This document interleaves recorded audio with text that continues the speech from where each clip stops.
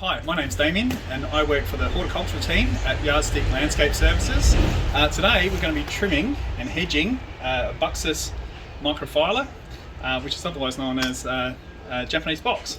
So we're going to try and get it nice and straight. So the Japanese box lends itself really well to hedging. It's got these lovely little tiny leaves and the growth is really dense. Now they're usually clipped at about 60 centimetres high and they'll grow out to about 1.2 metres wide. One thing, they prefer a really sunny position, but they will tolerate a little bit of shade, and they're pretty hardy for South Australian conditions. One thing they really love is well-drained soil. So to get your hedge nice and straight, I've set up a string line and I've got that nice and level. I keep mine just a little bit above where I'm cutting and cut below it, so I don't obviously cut through the string.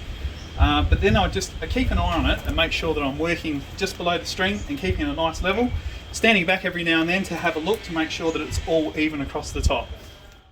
When we're working in the garden, it's good to practice good hygiene. We do this when we're pruning and hedging particularly.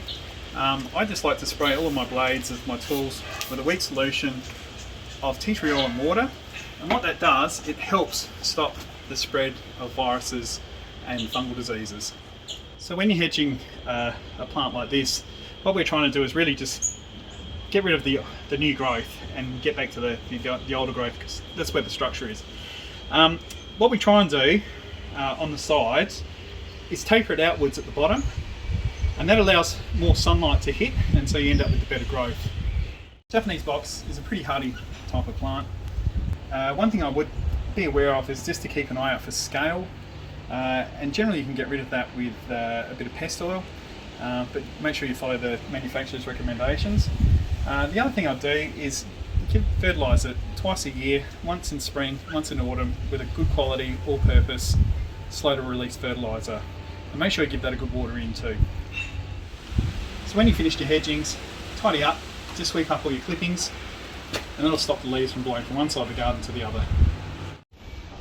And just look after your tools, stop them from rusting and keep them in tip-top condition. Just give them a bit of a spray over with some lanolin spray. That has less effect on the plants when you come to use them next.